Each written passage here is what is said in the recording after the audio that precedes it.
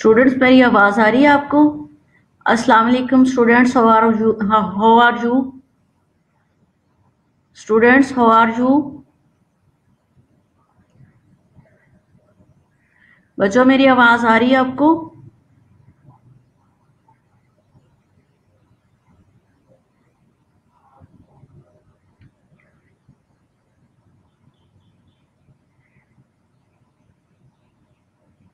जी ठीक है, मेरी आवाज आ रही है बट स्लाइड्स नहीं आ रही। आप मेरी आवाज सुने, ठीक है? मैं आप लोगों को जो है कम्युनिटी हेल्थ नर्सिंग जो कंटिन्यू करवा रही हूँ। स्लाइड अगर आपको नजर नहीं भी आ रही तो मेरी आवाज सुनने की कोशिश करें, ठीक है? तो कम्युनिटी हेल्थ नर्सिंग में मैंने आपको जो सुबह रिवीजन करा रही हूँ ना, आपको सारी चीजें आती हैं, लेकिन फिर भी मैं आप लोगों को रिवीजन कराना चाह रही हूँ ताकि आप मिड टर्म एग्जामिनेशन आप लोगों का अच्छा हो जाए। तो इसमें मैंने आपको कम्युनिटी की डेफिनेशन बताई थी सुबह के, कम्युनिटी क्या है, कम्युनिटी हेल्थ नर्स की डेफिनेशन बताई थी, और कम्युनिटी हेल्थ नर्सिंग क्या है। तो इसके बाद जो है कम्युनिटी में, इसमें जो है कम्युनिटी हेल्थ नर्सिंग में हेल्थ, इलनेस, वेलनेस, डिजीज और पेशेंट एंड क्लाइंट ये आते हैं, ठीक है? अभी मैं आप लोगों को बताने जा रही हूँ कि हेल्थ क्या है। हेल्थ की डेफिनेशन मैंने आप लोगों से सुनी हुई भी है।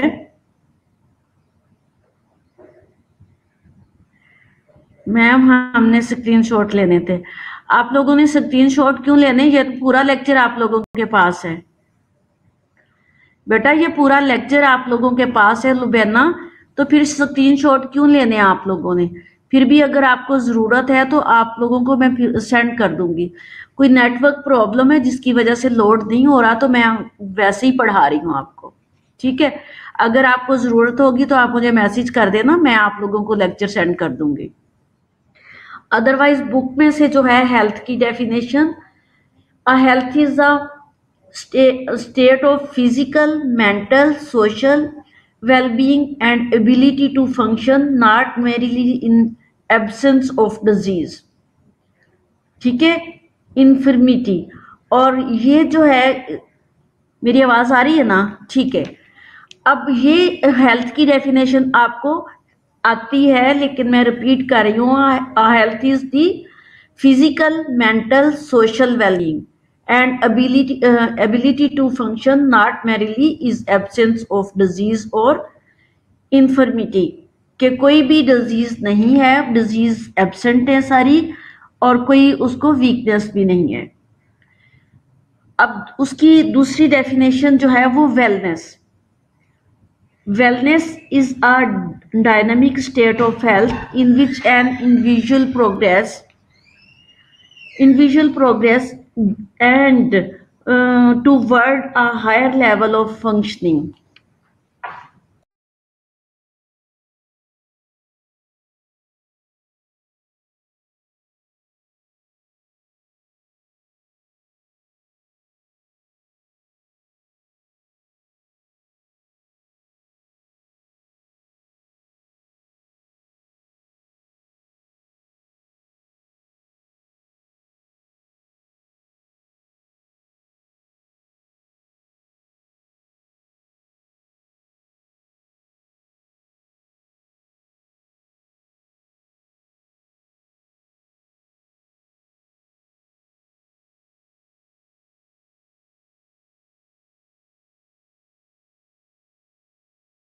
जी बेटा, कंटिन्यू मैं लेक्चर कर रही हूँ आपका वही, ठीक है? आप लोगों को कोई बात नहीं, अगर स्लाइड नजर नहीं आ रही तो ये लेक्चर मैंने आप लोगों को पढ़ाया हुआ है। तो थोड़ा सा डिस्कनेक्ट हो गया था राब्ता, क्योंकि मैडम आई थी, मैं उनसे बात कर रही थी। मेरी आवाज आपको क्लियरली आ रही है? ये लेक्चर आपको आता है community health nursing 1, introduction to community health nursing. इसमें मैंने आप लोगों को सुबह कम्युनिटी की डेफिनेशन बताई थी, आपको कम्युनिटी हेल्थ नर्स की डेफिनेशन बताई थी, और आपको कम्युनिटी हेल्थ बताया था और पब्लिक हेल्थ बताया था कि पब्लिक हेल्थ और कम्युनिटी हेल्थ नर्सिंग क्या होती है। तो अभी मैं आपको हेल्थ की डेफिनेशन बता के हटी हूँ कि health is a physical, mental, social well-being and ability to function, not merely is absence of disease or infirmity. अब ये जो डेफिनेशन मैंने पढ़ी है ये आप लोगों को आती हुई है, इसका मैंने आपसे टेस्ट भी लिया हुआ है, लेकिन रिवीजन चल रही है ना, मैं आप लोगों को पढ़ के बता रही हूँ, तो आप लोग इसको फिर से बुक से भी रिवाइज कर लेना। ठीक हो गया।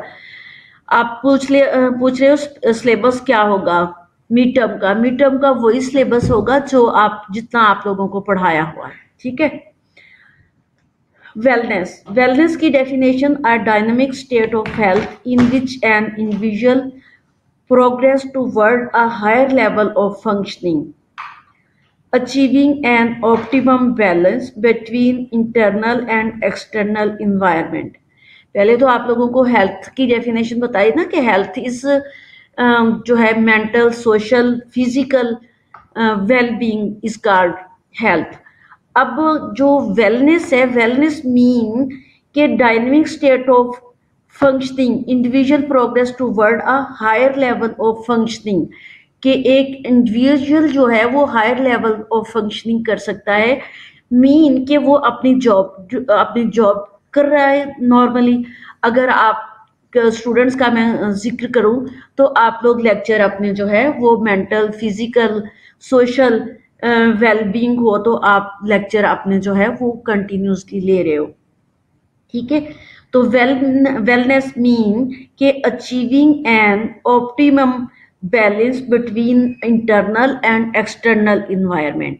इंटरनल इन्वायरमेंट ऑप्टिमल लेवल उसका ये है कि इंटरनली हम नॉर्मल है, हमें अंदर से कोई भी टेंशन नहीं है, कोई पेन नहीं है, कोई प्रॉब्लम नहीं है, किसी और ऑर्गन की जो है डिफॉर्मिटी नहीं है। तो इंटरनली भी हमारा इन्वायरमेंट नॉर्मल है, कोई हमें temperature, body temperature, room environment, each and everything is okay.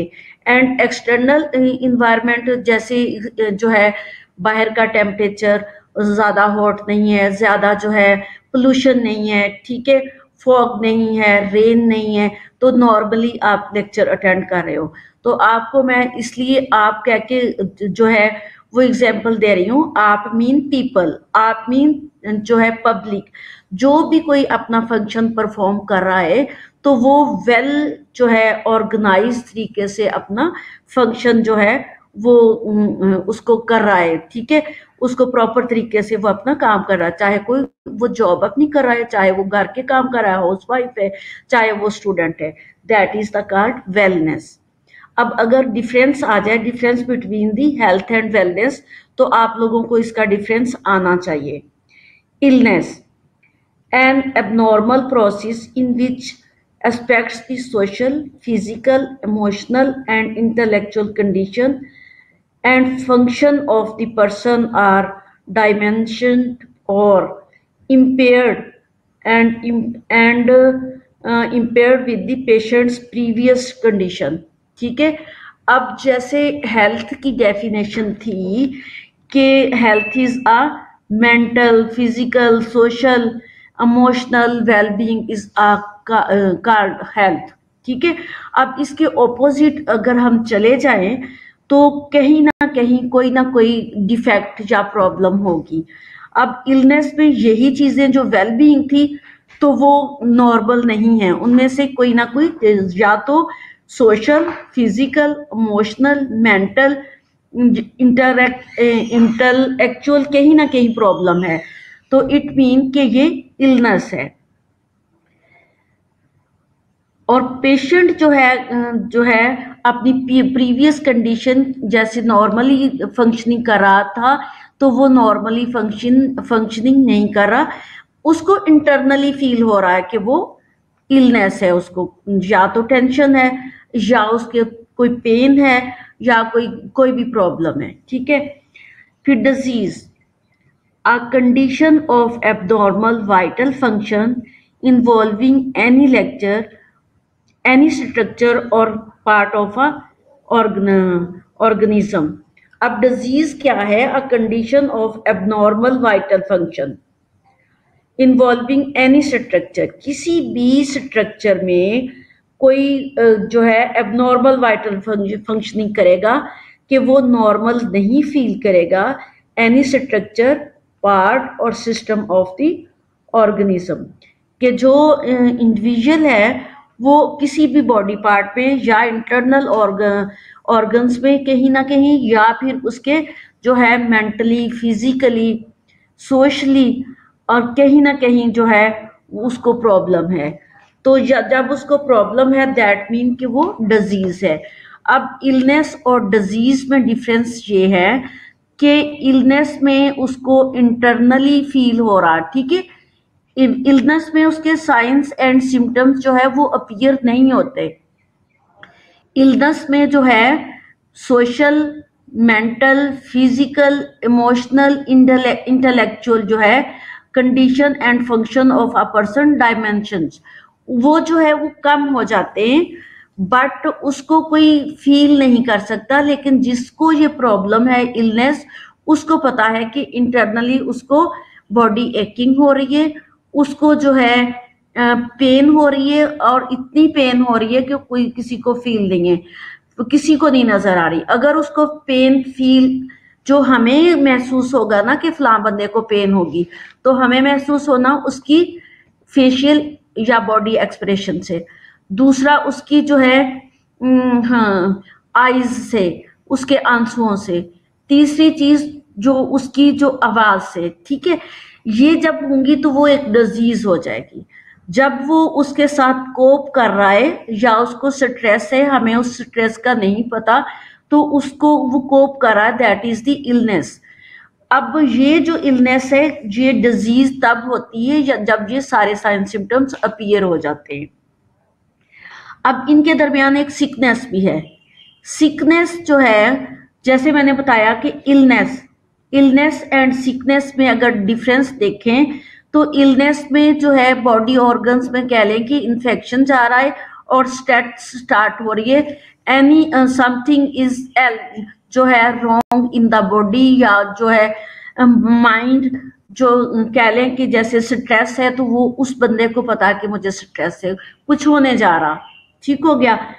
अब सिकनेस जो है वो साइन सिम्टम्स अपीयर हो जाते हैं।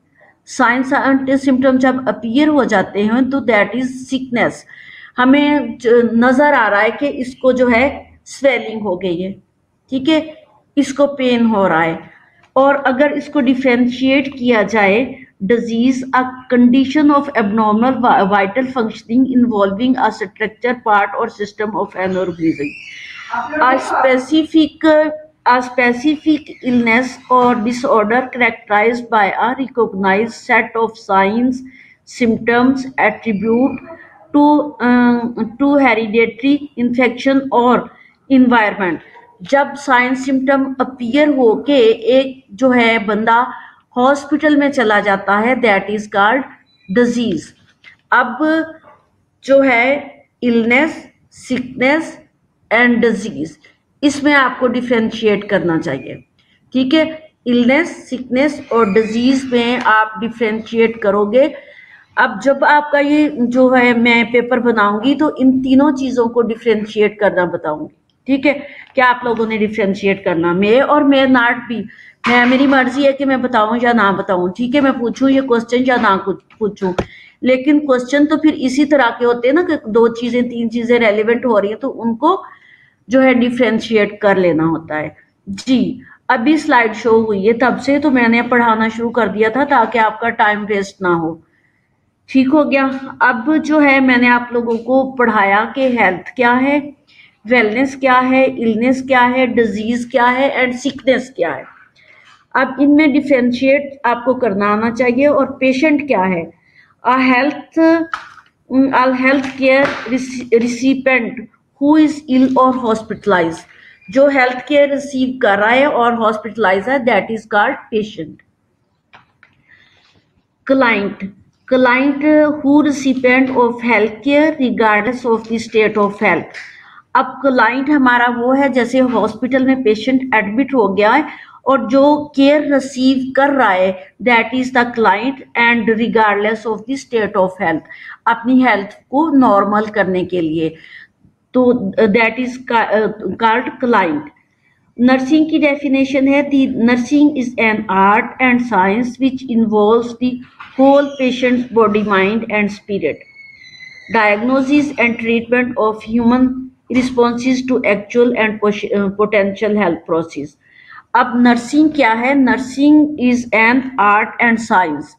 नर्सिंग आर्ट भी मैंने आपको नर्स की डेफिनेशन और नर्सिंग की डेफिनेशन बताई हुई है, लेकिन अभी इस वक्त जो मेरे सामने स्लाइड नहीं आई थी तो मैं बुक ले आई, तो मैं बुक से ये आप लोगों को बता रही थी।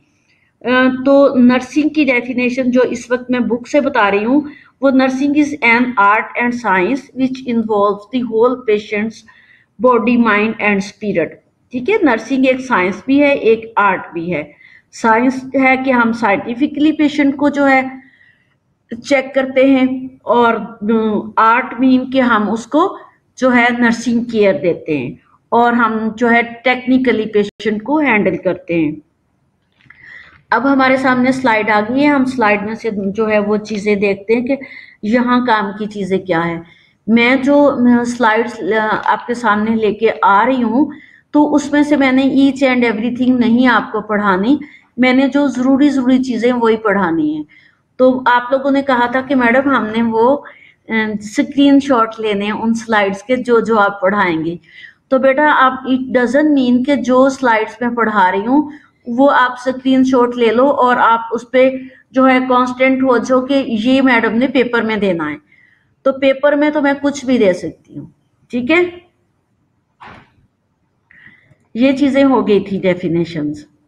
कम्युनिटी हेल्थ नर्सिंग की डेफिनेशन भी हो गई थी, कम्युनिटी हेल्थ की डेफिनेशन भी हो चुकी थी।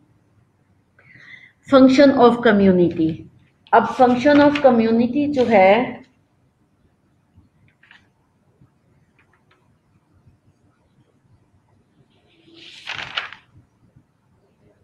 जी, फंक्शन ऑफ कम्युनिटी से पहले तो मैं आप लोगों को रोल्स ऑफ कम्युनिटी बताऊंगी।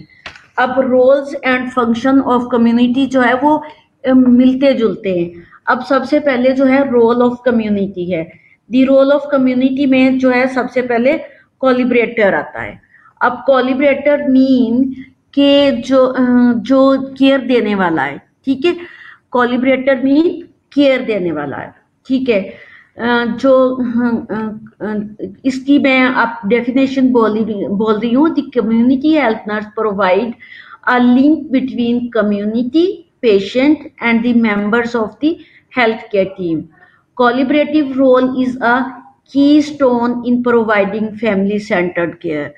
अब कम्युनिटी हेल्थ नर्सिंग को जो देना है हमने केयर या उसकी जो है प्रॉब्लम सोल्व करनी है, हेल्थ को मेंटेन करना है, हेल्थ को प्रमोट करना है, प्रिवेंशन करना है, तो इसमें जो है role and function of the community health nurse क्या है।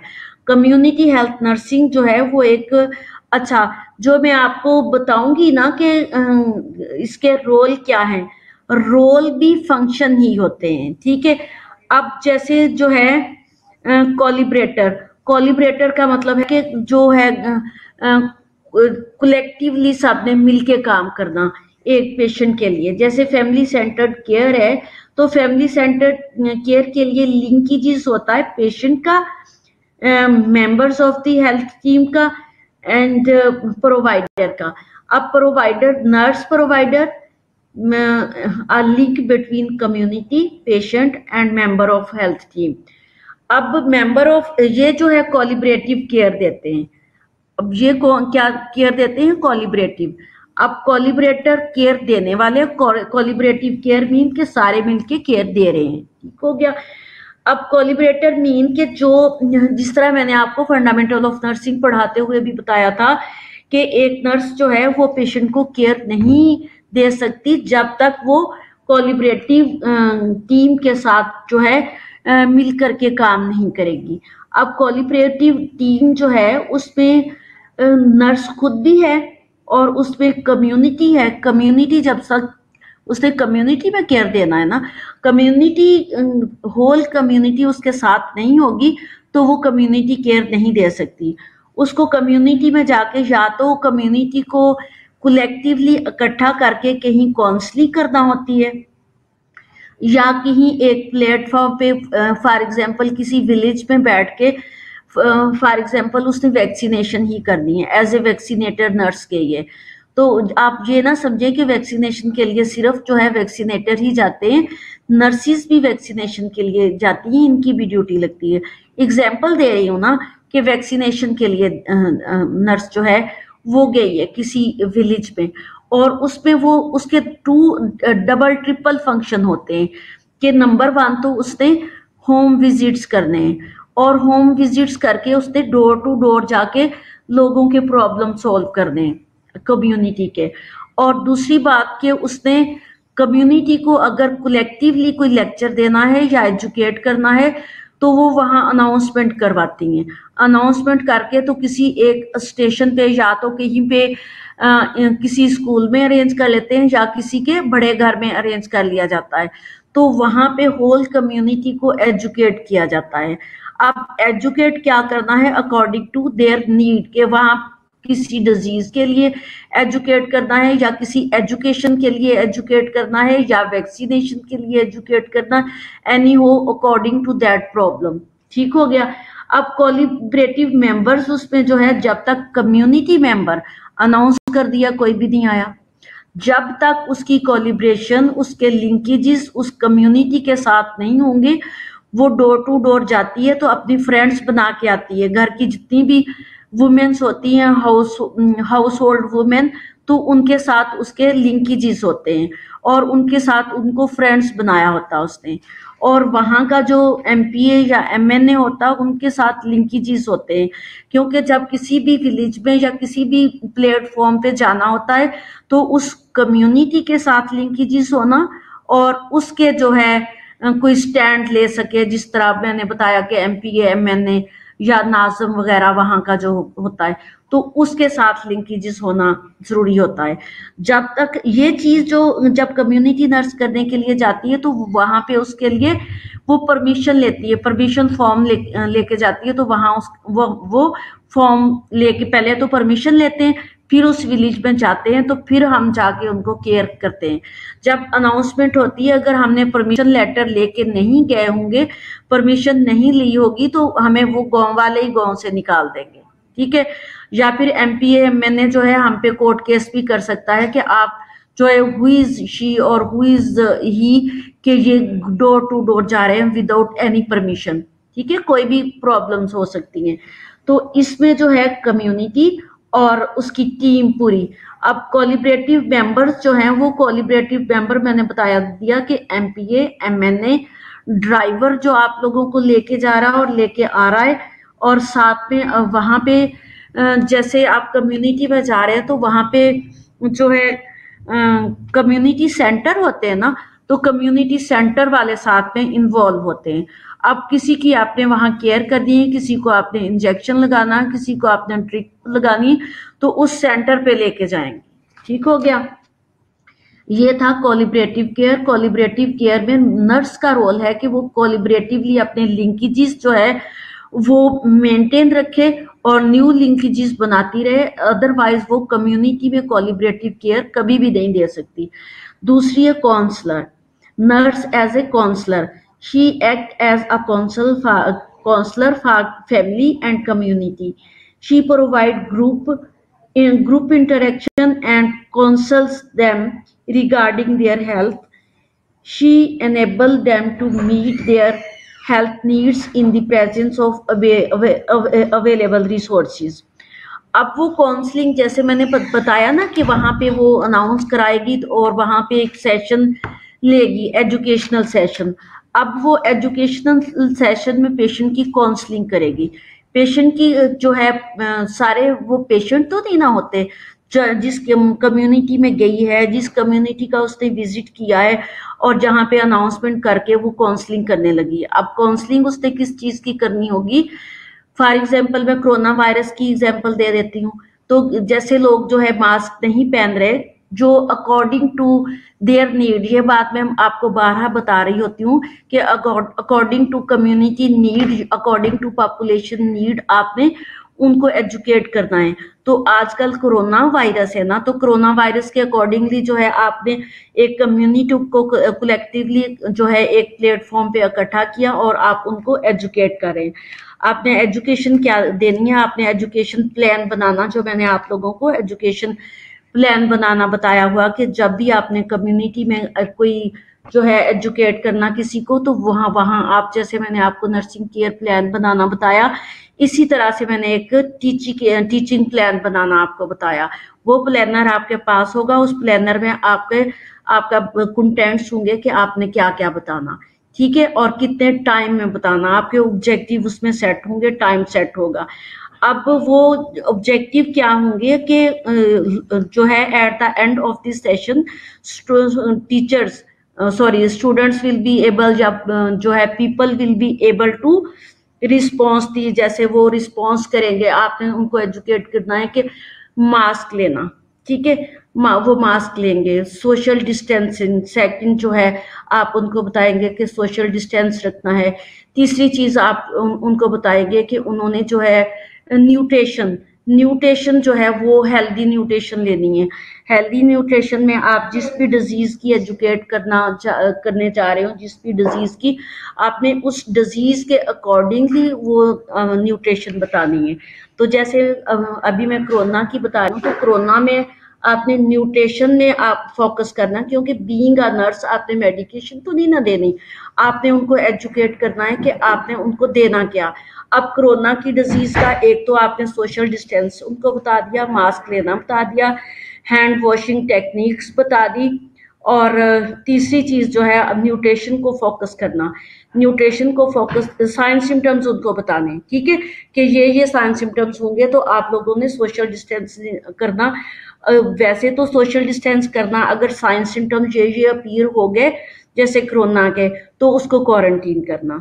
क्वारंटीन करने के साथ साथ आप लोगों ने ये बताना है कि उन्होंने न्यूट्रिशन क्या लेनी। अब न्यूट्रिशन में सबसे पहले विटामिन डी, अगर विटामिन डी होगी तो उनको बॉडी एकिंग नहीं होगा, क्योंकि विटामिन डी की कमी की वजह से बोन्स पेन होती है और मसल्स पेन होती है। नॉर्मली भी अगर हम विटामिन डी लेते हैं तो बॉडी एकिंग और मसल्स पेन नहीं होती, तो फौरन उनकी जो सिर्फ पेनाडाल लेने से उनकी जो है बॉडी पेन ठीक हो जाएगी।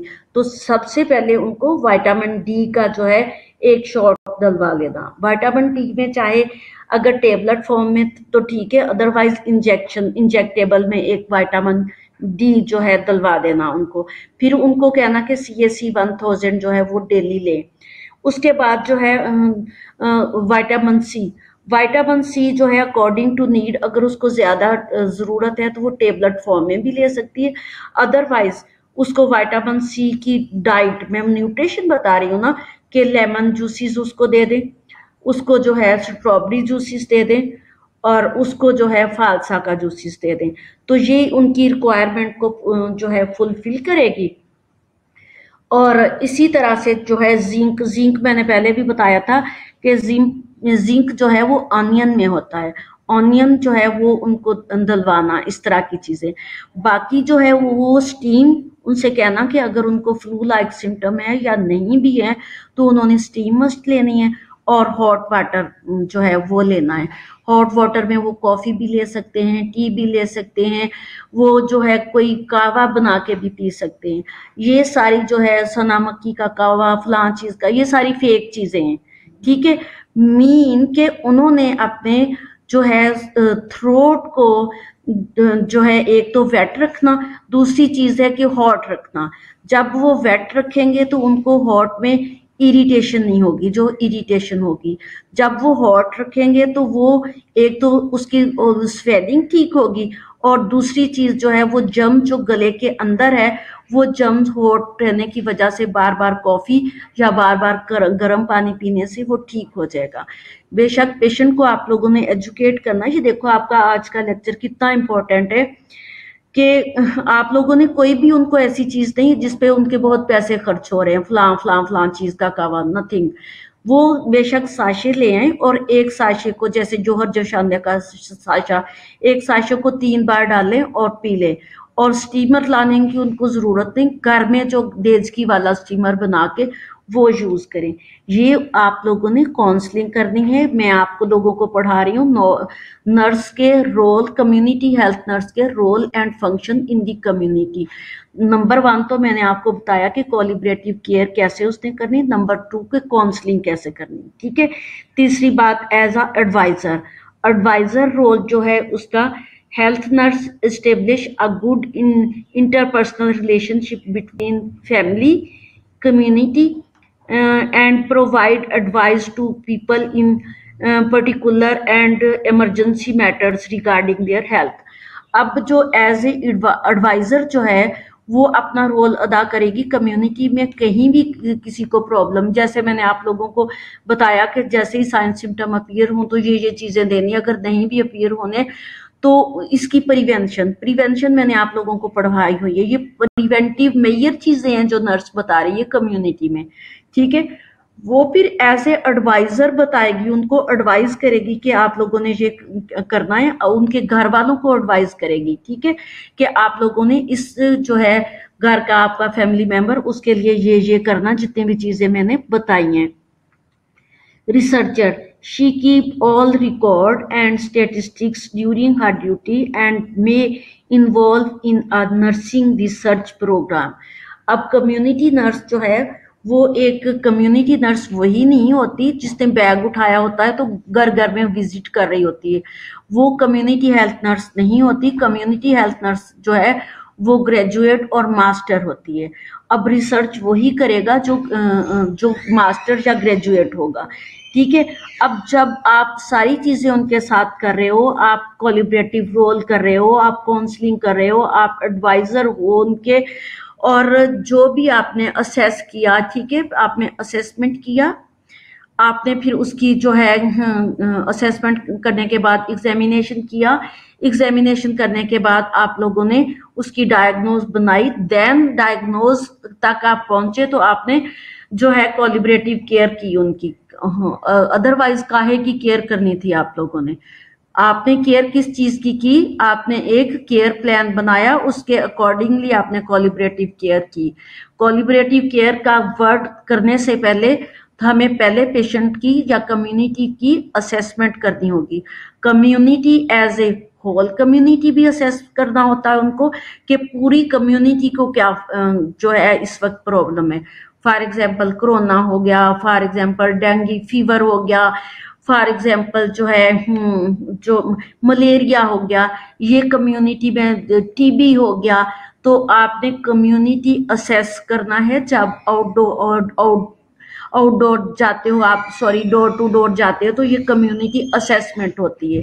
अब ये होल कम्युनिटी की असेस है कि जिसमें जितनी भी डिजीजेस मैंने बताई, जैसे डेंगू फीवर हो गया या मलेरिया हो गया या टीबी हो गया, तो आप लोगों ने उसकी असेसमेंट किए बगैर तो केयर नहीं ना दी। कोलिब्रेटिव केयर तक पहुंचने के लिए आपको उनकी असेसमेंट की, जितनी भी मैंने आप लोगों को असेसमेंट बताई हुई है, ठीक है। फिर उसके साथ बाद एग्जामिनेशन किया, तो फिर आप उस वहां तक पहुंचे हो ना कि आपने क्या क्या केयर देनी है और काउंसलिंग किस तरह करनी है, और इसी तरह से एडवाइजर। ये सारी चीजें जो आपने की उसको आपने डॉक्यूमेंटेशन करनी है। अब जब उसको डॉक्यूमेंटेशन करते हैं, उसका रिकॉर्ड मेंटेन करते हैं, उसके स्टेटिस्टिक्स जो है वो मेंटेन रखते हैं, तो उसमें उसके फिर आपके पास एविडेंस बेस्ड रिसर्च करेंगे आप, ठीक है। अब फिर उसके एविडेंस बेस्ड रिसर्च करेंगे आप। वहां जो है अपनी रिसर्च में लिख सकते हो कि हमने वहां का विजिट किया, ठीक है, किसी भी कम्युनिटी का जहां भी आप करना चाह रहे हो, या जहां मैं आप लोगों को लेके जाती हूँ, तो वहां उस जो है विलेज का नेम लिख देते हैं, वहां कलेक्टिवली जो है उसकी पॉपुलेशन लिखते हैं कि इतनी पॉपुलेशन थी, इतनी पॉपुलेशन में से इतना पेशेंट का जो है रेशो था, इतना रेट था फ्लान डिजीज का, ठीक है। अब वो डिजीज हुई क्यों, वहां डेंगू फीवर क्यों हुआ, वहां पानी कहाँ से आया, वहां मलेरिया क्यों हुआ, वहां गंदा पानी कहाँ से आया, ठीक है, वहां कोरोना कैसे पहुंचा, लोग कहाँ कहाँ पे किस किस के साथ लोगों का कांटेक्ट था। ये सारी चीजें वो जब आपने ये सैंपल उठाने होते हैं, तो पहले तो होल रिसर्चर की बात कर रही हूँ ना कि कम्युनिटी हेल्थ नर्स का जो फंक्शन या उसका रोल है वो एज ए रिसर्चर क्या होगा।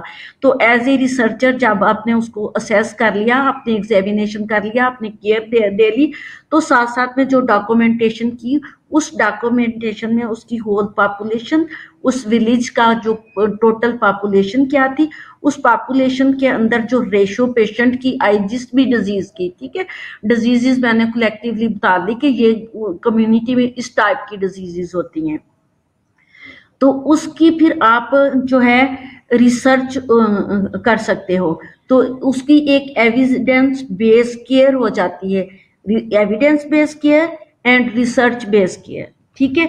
तो ये जो है वही नर्स कर सकती है जो नर्स एजुकेटेड होगी। एडवोकेटर भी हो गया, ये भी हो गया facilitator, nurse as a facilitator, she acts as a facilitator of the services of the client. She makes the facilitate possible for them to meet their needs.